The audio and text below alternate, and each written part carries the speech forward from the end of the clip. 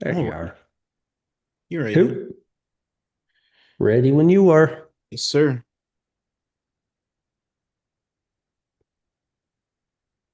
Hello and welcome to the Warrior House podcast, where Warrior Pride lives. I'm your host, Ryan Reingart, joined by my co host, Mike Sangster. Thank you for joining us on episode 107 of the Warrior House podcast. Sangster, another weekend. Volleyball team continues to shine. We're going to talk quite a bit about them. We're going to talk about football. We're going to talk about golf. We're going to talk about swim and dive. We got some fencing. We got some cross country. We have so much action to talk about. And we're going to forget about this last weekend of Detroit sports I was where gonna say, the wait, Wayne Tigers State got knocked volleyball. out. I don't know what like Detroit Mercy or Oakland did over the past weekend, but I think that Wayne State volleyball might have salvaged this weekend of Detroit sports, and nobody knew about it. Maybe Yeah, DCFC, but again, I'm an owner and I have no idea what they did. So yeah, it was a really, really rough weekend, leading right on into Sunday night with the Lions game, and then, of course, as we'll talk about here in a second, the Wayne State football team had a rough game out in Big Rapids, but very. yeah, not the most exciting weekend by and large, but yeah, you're exactly right. This volleyball team really kind of carried it for us and made it so it was still a little felt like a little bit of a victory over this weekend. So with that saying, so let's get started here. The Wayne State football team on Saturday headed out to Ferris State. In the words of Dan Dickerson, F this game recap. I don't really want to talk about it, but we lost by 59 points. So like, can we just call it there and just move on? This team's pretty rough. Yeah, I kind of want to move on to there are some points to be made here. Uh, I mean, obviously, Coach Wheatley, no matter what he's going to say, with they already put out the locker room press conference going into next game against Davenport. We'll talk about it later. Obviously, it's his job as a coach to kind of move on from this one, try and find something positive from this game, but on our end, there really wasn't a whole lot here. Again, like you said, we lost by 59, put up 0 points, had 24 rushing yards, 86 passing yards, threw three interceptions between two quarterbacks. We did have a new quarterback put into the game. I think it's Carson Crehan. Last name is Yep. Crehan. Uh, Lost one fumble as well.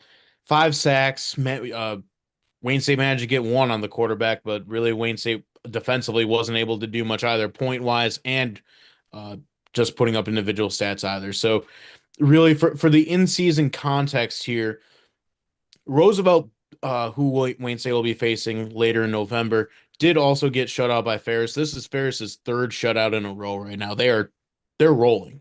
Um, Yeah. but Roosevelt did get shut out by Ferris last week. Thing with that though is that they got into the Ferris red zone, I think minimum two or three times, and they got into Ferris territory maybe a couple more times than that. If I recall correctly, Wayne State got into the Ferris territory twice, and I'm not going to put this game on Griffin Nowak. He missed a 44-yard field goal, is what it is. So what? So all we could say is that Wayne State would lose 59-3.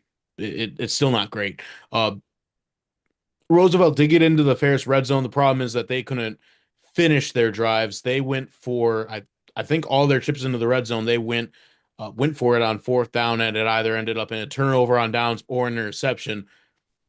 Yeah, they could have kicked some field goals. Said they didn't get shut out, but when you're a heavy underdog team going against Ferris, field goals aren't going to cut it. I commend their coach for going for it, for being bold, trying to make something happen. Unfortunately, it didn't go their way, but the thing is, Roosevelt, they might have had a better game against Ferris State, and it's a week to week thing. Transitive property is a hard thing to do. Let's go for the historical context, though. This is Wayne State's first shutout since 2012. Shout out Brady Beaton on the radio broadcast there. Uh, Thing is that shutout in 2012, that was a competitive game against Ashland. It's Wayne State's first game coming off of their uh, national championship appearance. Unfortunately, that didn't go their way in 2011. Defensive battles, 7-0. Both teams had opportunities to score points. Wayne State was able to hold off Ashland back in the day, only hold them to seven. Uh, is what it is. It was a crazy game back then.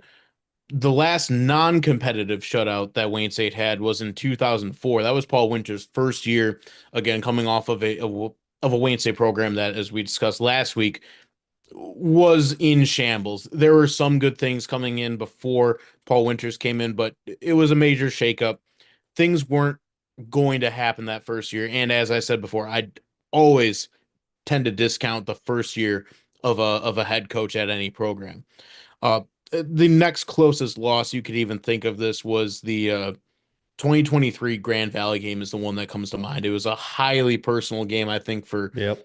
Scott Wooster. It was down bad for Wayne State, but there were some things that Grand Valley did in there that I think put salt in the wound. But yeah, this was a rough outing for Wayne State football.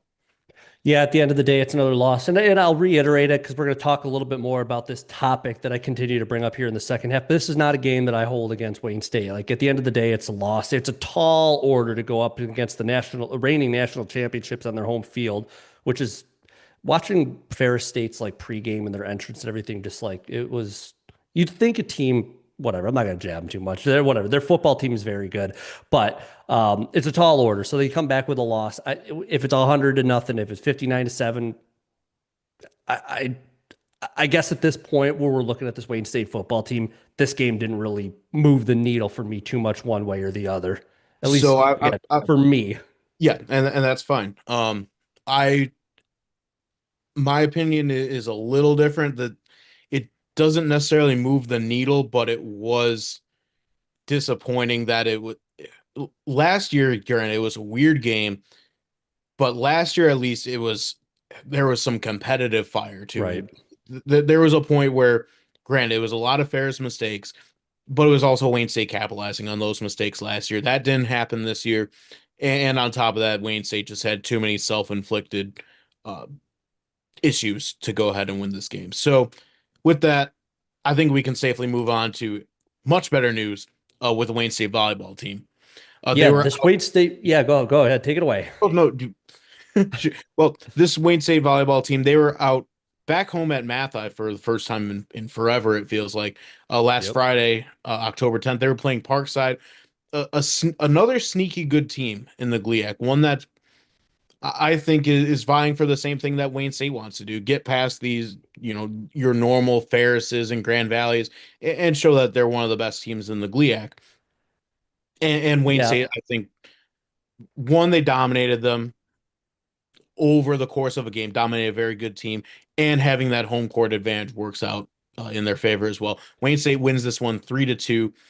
Again, every set was dominated by decided by 2 points. Very close game on both ends. Wayne State manages to snag this win out in the fifth set in extra points, nevertheless, as well. I was going to say one thing about this game that stood out to me, and I'm looking at the way that this team is operating and the way that they're going about the season and how they fight and when they get down. Good teams find a way to win in the face of adversity. You're For back sure. on your home court. You're going up against a team that I'm sure you're coming in and saying, we can win this one. We got this one. We feel it. And like you said, Parkside sneaky, kind of almost upset us on our own home court. But it gets down to that all important fifth set, and this Wayne State volleyball team was able to sneak it out. So I think that so far to me is saying, and same with that Grand Valley win that we had out at Grand Valley, there's a ton of adversity you're facing when you're going out to number 18's home court and you find a way to win that game. There's some situations that Davenport game is one that I'm going to continue to look at because these GLIAC volleyball standings that keep my eye on, that's a pretty big game that's keeping Wayne State from being tied for first in GLIAC volleyball standings. So that's how close they are. But I just wanted to like Yeah, highlight that good teams find a way to win in the face of adversity. And this game, Wayne State volleyball found a way to win in the face of adversity, and that was fantastic to see. absolutely. One Yeah. of the players here, really quick, that I wanted to call out here, Paige Geitbrock, was a big part of this win with 20 kills, 5 blocks, and 22 digs. To be honest, I'm not sure how she got that many digs to be standing up on the front line. Usually, you see your libero is your main one digging it or setting it. That's kind of usually who we look at. But in this case, no, it was Paige Geitbrock. And one more point before I throw it back over your way, Sangster. I continue to think that Paige Geitbrock is the X factor of this team. We know we got with Kayla Dogger and Kayla Giroux. The two of them, I think, are maybe at their positions, if not the best in the GLIAC, definitely top three, maybe top two. but who's that other player that's coming in there who can continue to do it? We talked a little bit about Paige Brock previously, which her attack percentage was a little bit low in some situations, getting some errors, getting blocks here and there. So as she continues to progress and move away from that and just become that, that third big name on this Wayne State volleyball team, I really do think that's going to be something to quote we just talked about with football, move the needle for this team and continue to push them forward. Yeah, you're 100% right. And again, it was a close game between these two teams. At the end of the day, Wayne State dominates on home court against a very good Parkside team. Moving on to Saturday's game, Wayne State plays Roosevelt. And like we said last week, there's always that chance of there being, maybe if Wayne State had won that game, they're coming off an emotional high. How are they going to play against a team that's not as good as Parkside? It's that same deal, I believe it was with Purdue Northwest after coming off of that Grand Valley game. Flip side is that if Wayne State had lost that game, do they allow that to uh, creep into their psyche and drop one to Roosevelt that they really shouldn't have? Well, Wayne State handled their business against Roosevelt. Roosevelt did show up. They played hard. Wayne State just on another level, though. They win this one 3-0, pretty comfortably. Yeah, and Kayla Drew, big name here, 13 kills, five aces, wild, and then four blocks as well. So, while the numbers probably don't jump out at you, they did it in three sets. Yeah, I mean, and shut you them start out. to average, yeah, exactly. You average that out per set. I mean, like she got over 4 kills per set. So, that's 4 out of the 25 points came per set came from Kayla Giroux. And yes, you were exactly right. Shut them out too. So, from what I remember seeing, the first two sets, I believe, were a little like maybe like 25-18, 25-19. And that last one was a pretty sound 25-13, 14, something like that. So, good home sweep for the Wayne State volleyball team. More to talk about them here in the second half. Huge opportunity for them coming up this weekend to boost their regional uh, numbers. But I got a fun one here for you, Sangster. Men's and women's cross country team. They were out at the Muskegon Community College Golf course. area. Golf course, yes, hosted by the Muskegon Community College. This was the Jayhawk invite.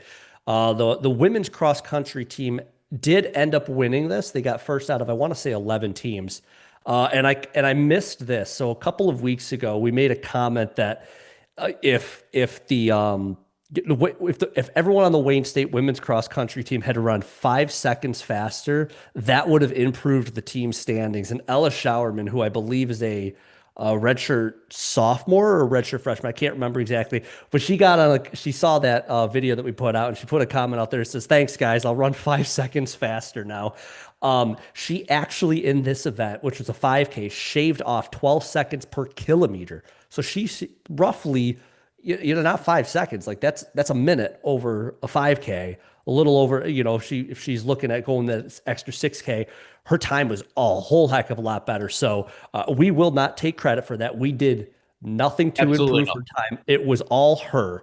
So shout out Ella Showerman, hilarious comment. I'm glad we had that little back and forth there. And to sum up this event here, Wayne State was able to win because when it comes to individual finishes, fourth, fifth, sixth, seventh, and 10th were all owned by Wayne State. That's Emily Rudlaff, Robin Breslin, Anna Gadowski, Sarah Grab, and Ella Showerman, respectively. So 5 top 10 finishes individually for Wayne State. Good enough to take the first place medal home. Yeah, that again, like we said, that kind of showing having that many runners in your top 10, that's going to win you a lot of events.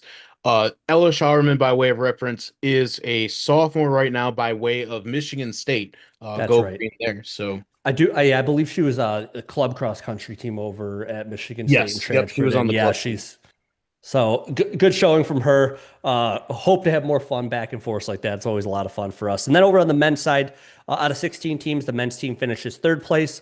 We got Ian Lewis, Anthony Vincent, Ethan Przinski, Andrew Yaks, and Aiden Lobsinger. And they were able to finish individually 11th, 13th, 17th, 18th, and 20th, respectively. Kind of coming back to a similar comment, sadly here, each runner improving by 5 seconds probably doesn't move Wayne State up a spot here in the team results.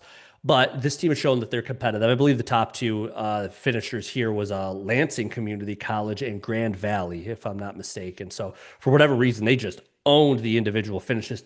Don't exactly know what's going on at Lansing Community College at their men's cross country team is so, runaway fantastic. But I mean, good for them. But yeah, it's a really good thing. And then you look down in the standings for this event. Wayne State was ahead of a lot of GLIAC teams. So love seeing that. Love seeing a lot of top 20 finishes for our individual runners. And that leads to a pretty good team finish. Yeah. Unfortunately, looking at the times between the runners here, each runner improving at Wayne State by 5 seconds doesn't really move Wayne State up that much in the team results here.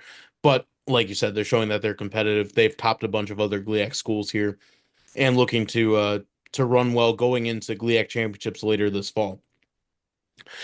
On the golf side of things, the women's golf team was out at the Davenport Panther Invitational over the weekend. Wayne State ended up finishing tied for fourth place. They were 16 strokes out of first. Uh, you don't you do have the note in here that we were talking 5 seconds. Well, we got I just carry that joke forward. Five just strokes number better per five. golfer gets Wayne State the win. Yeah, and just like with running, subtracting 5 strokes from your golf game is incredibly difficult. So Wild, yeah, absolutely wild. But it's just I'm gonna keep carrying that joke forward. But yeah, it's absolutely. you know this Wayne State women's golf team was really in it to start, and I want to say it was the second or third round that was a little bit tough for this team. Yeah. But Claudia Portillo leads the way for Wayne State. She ended up tied for seventh individually. Tingyu Kwa, Oriana, and Sonia Bayaya end up getting 17th, 22nd, and 25th here. So you know, four golfers that showed up very well, and you end up with fourth out of 16. It's pretty good. Yeah, and to go to Davenport's home course, going to be difficult. I assume that Davenport did well in this one as well. On the men's side, they were down in Findlay, Ohio for the Doc Sprague Fall Invitational. Wayne State finished in fourth place outright. They kind of had a rough third round. The total score had Wayne State 7 strokes off of first place. So competitive round between all of these men's golf teams down in Findlay. Again, if Wayne State adds maybe 2 strokes to each golfer's game, this looks a little different. It doesn't go that way, but it was a very good second round by Missouri, St. Louis, and Findlay on their home course that kind of set this one apart. Wayne State's golfers, Troy Chapman, finished tied for third. He was just 1 stroke off of being the number one individual golfer. Josh Laner tied for 12th. And then Jack, Julian, Andrew Daly, and Harrison Chapman, brother, maybe, round out. They finished between number 20 and number 30 uh, individually. Yeah, and just kind of talking about that. Yeah, that Missouri St. Louis and family, I was looking at that, and they both finished five under par for the entire tournament.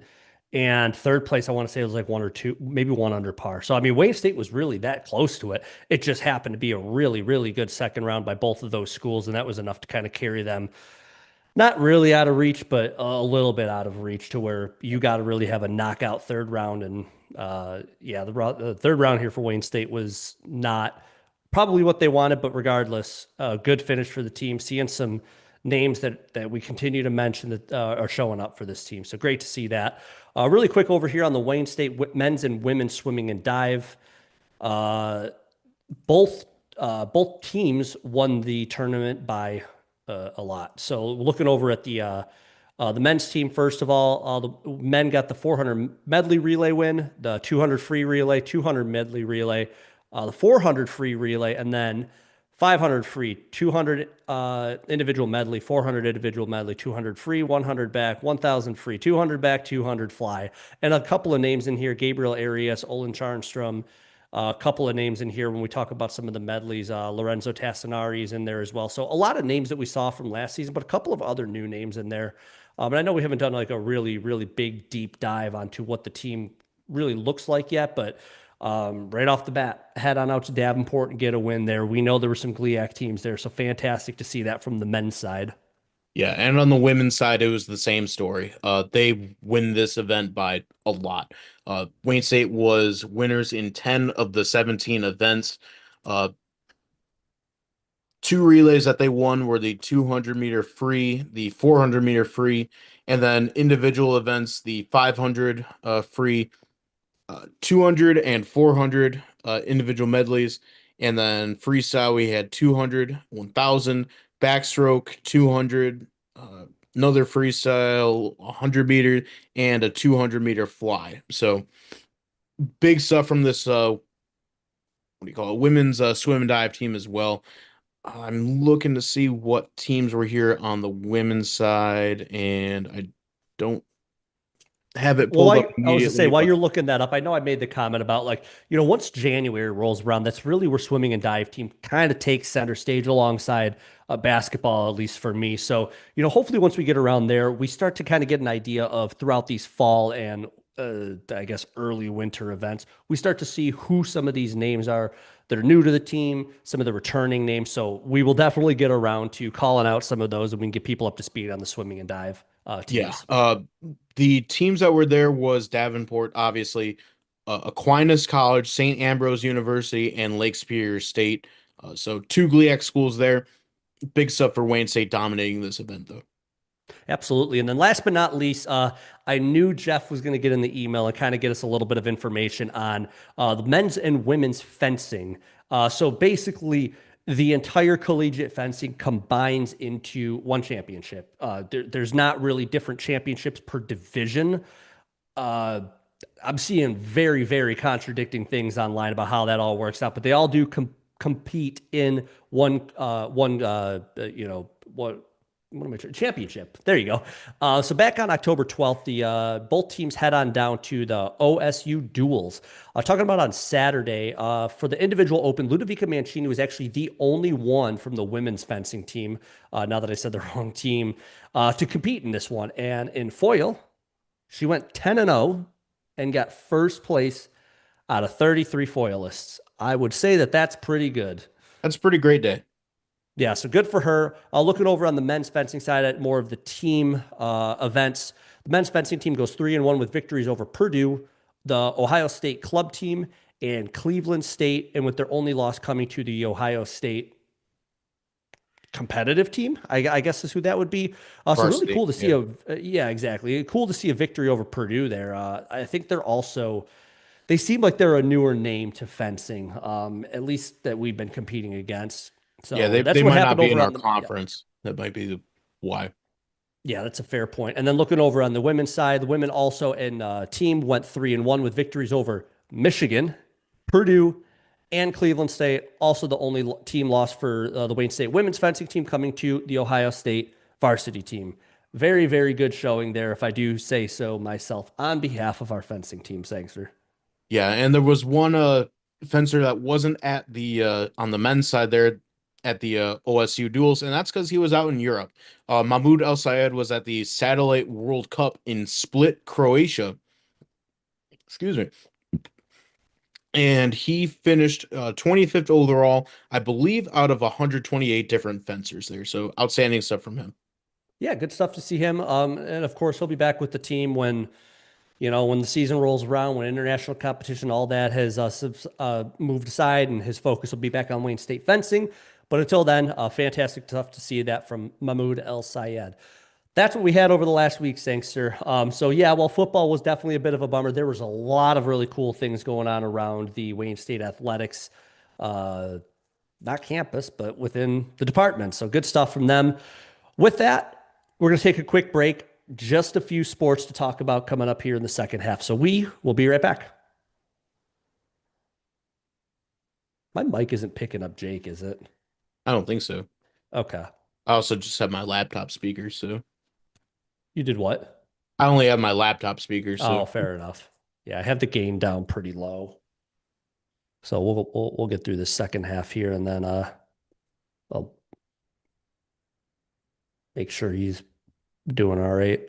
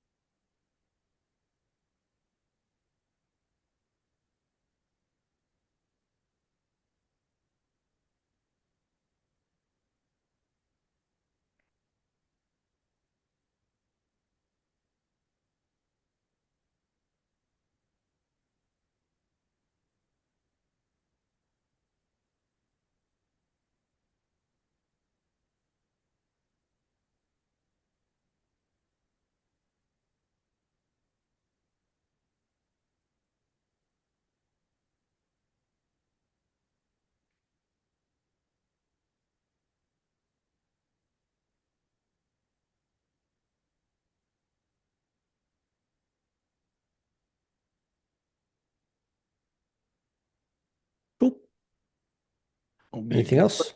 I'll be right back. Okay.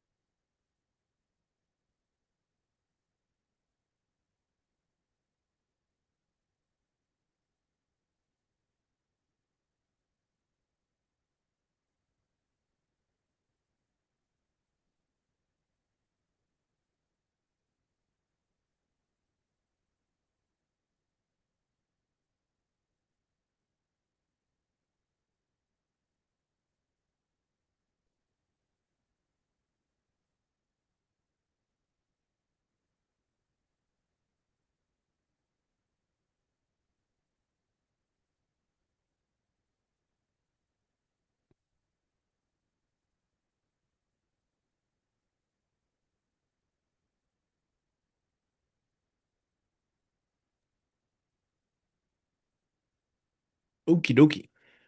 All righty.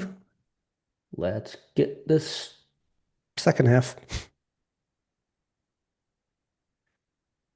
And we're back.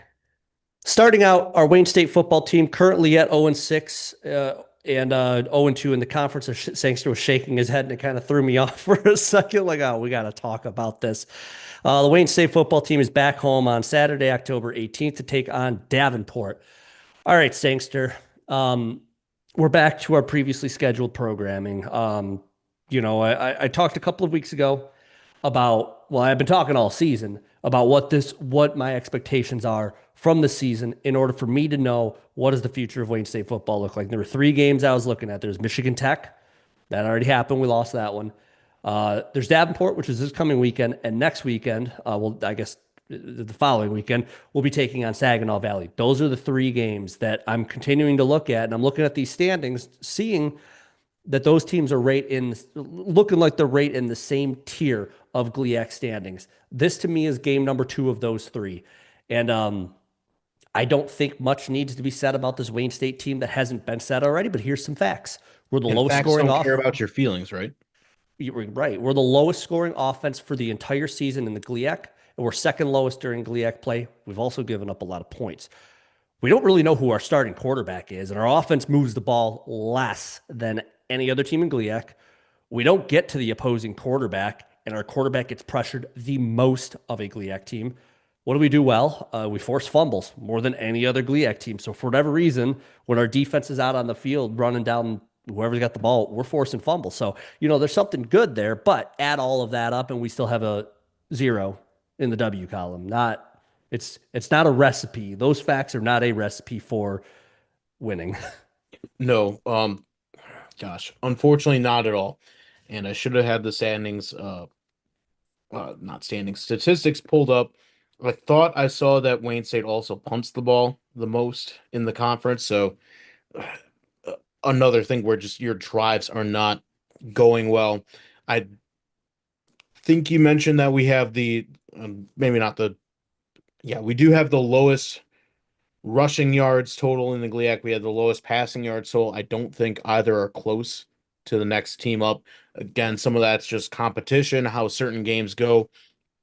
Not every team has faced Ferris State yet. I don't think every team has faced Grand Valley yet either. So Right. obviously those things will get skewed later on in the season once everybody tends to play the top two dogs right now. But suffice it to say, things are not going well for Wayne State in a vacuum. On Davenport right now, they're kind of having as down of a year as they've had since joining that second tier of GLIAC teams right around I think 2019, and then certainly post COVID is where Davenport has really started to come into their own. They made uh, a playoff run. It didn't go that far for them, but they made it. Wayne State did too, not so long ago, at least within the past 15 years. So uh, there is a good opportunity here for Wayne State, I think.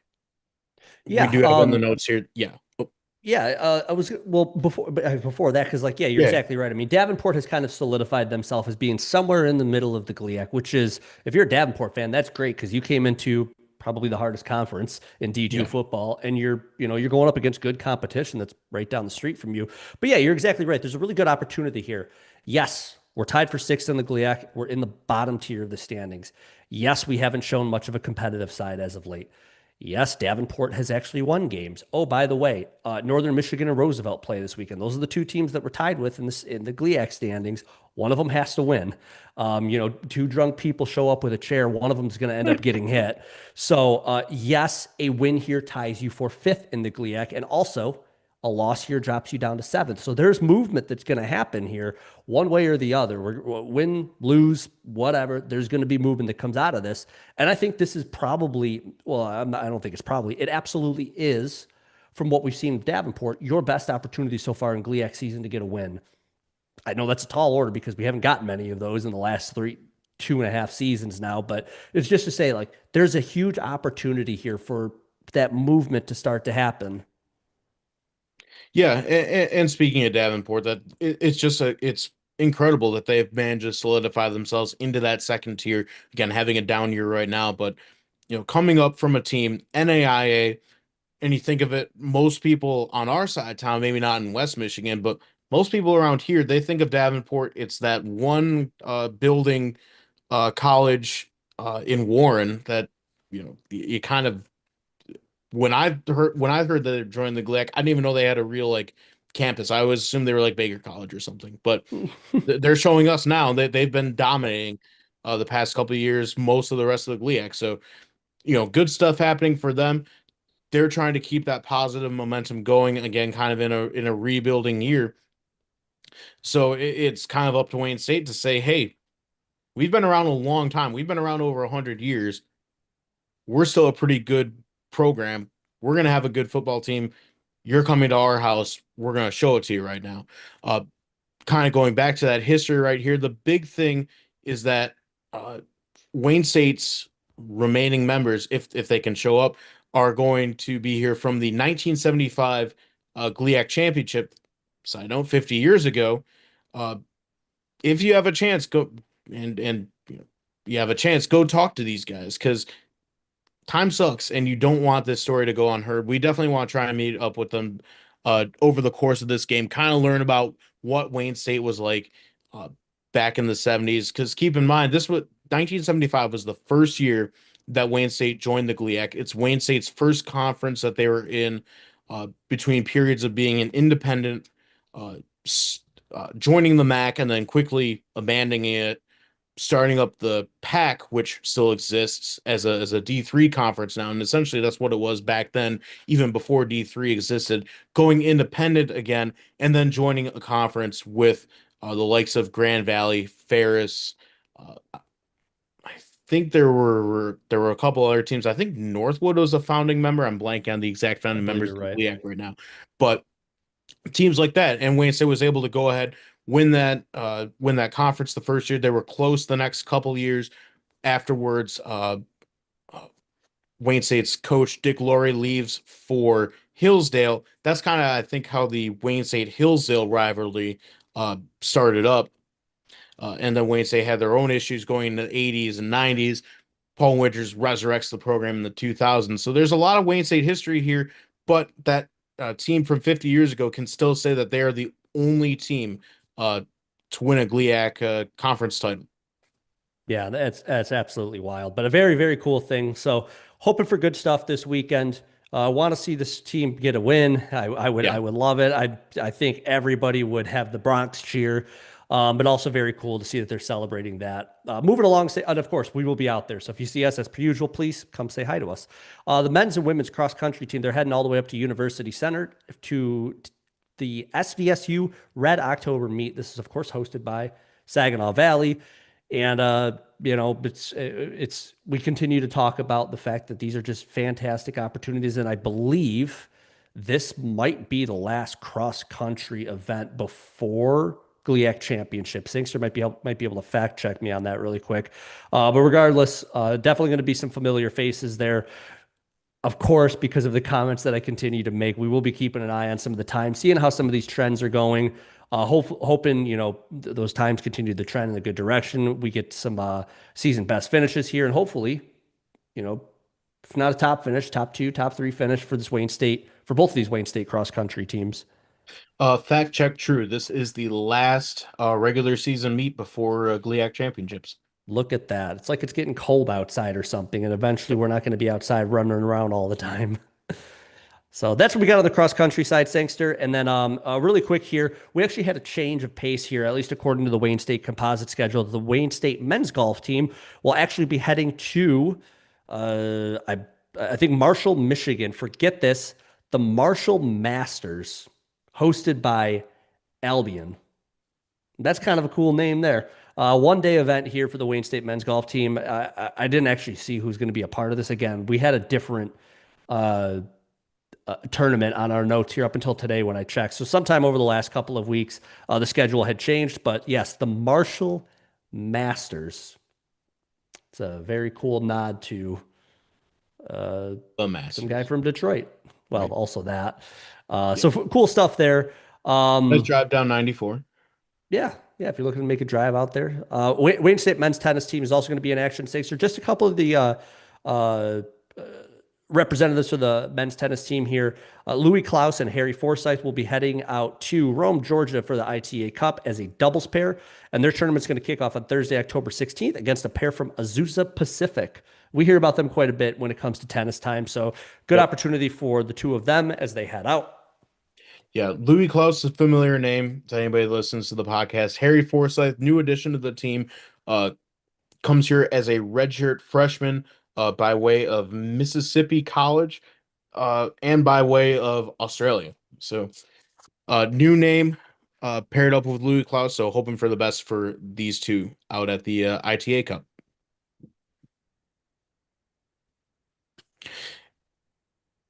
Big team of the fall, volleyball. They come in with a overall record of 12-3. They are now 6-2 in the GLIAC. And now they're not going to do GLIAC play for a bit. They're doing the Midwest region crossover. Big opportunity to boost the regional resume for that at-large bid, assuming that, well, you can never assume that you're going to get the automatic bid. So look as good as you can in the Midwest region against other teams that you might be seeing in the GLIAC, not GLIAC, but NCAA volleyball tournament. This is going to be at the Hammond Sportsplex in Hammond, Indiana. It looks like it has 8 volleyball courts. And so if they have 8 volleyball matches going on at a time, that's got to be something insane. So starting out on Friday, Wayne State will be facing Rockhurst from the GLVC. Rockhurst might be the best team in their conference right now. They're coming in with a record of 12-5 and a solid 5-0 in conference. And then later that evening, they'll be facing familiar foe Hillsdale out of the GMAC, kind of a middle of the road team right now. They're 6-7 overall and 4-3 in their conference. Yeah, and this is, of course, this is a 2-day tournament here. So Saturday's to be determined. I imagine it's going to be some kind of like round robin or, what have you. So I don't know if there's going to be 1 or 2 matches on Saturday. Probably 1, if I had to guess. So, I believe they'll end up facing another GLVC or GMAC team. I don't believe Wayne State will end up going up against a GLIAC team in this one, but to be determined. Nonetheless, yeah, you're exactly right. What a cool opportunity at what seems like the most amazing atmosphere to go watch volleyball. Like, 8 of them at a time. Like, I don't know how you follow it all. I don't know how you hear anything other than just the sound of a volleyball being smacked nonstop, but cool stuff there. And then last but not least, if you are going to happen to be around for the Wayne State football game on Saturday, you just also might want to consider that the Detroit Diving Classic is going on inside of the Mathi. That's going to be hosted by Wayne State. This will be happening at noon. So if you want to get in before the football game, I doubt it'll be going on after. So, timing wise, might not be able to make it to this one, but maybe we'll pop our head in there at some point before we head on in for the football game just to see what's going on there. So cool event here. But again, I mean, the season for the swim and dive team really takes off once we get into January, but a number of events peppered in here and there throughout the rest of this year. Absolutely. And that kind of wraps up this week. Kind of light, but Yeah, a little bit of a light yeah. week here. It looks like the next couple of weeks are going to also be like that. We're going to really be focusing on football and volleyball definitely going forward. I mean, this is the heart of the season, heart of some decision making for myself as it pertains to football. So big time stuff going on here. So with that, again, if you're going to be on campus on Saturday and you want to come say hi to us, we will be tailgating for the Wayne State football game out in the lot. Come find us, come say hi, come talk to us, whatever. And with that, good luck to all of the Wayne State teams as they head out for this next coming weekend of Wayne State action. And with that, we appreciate everybody listening in on episode 107 of the Warrior House podcast. And remember, it's always a great day to be a Wayne State Warrior.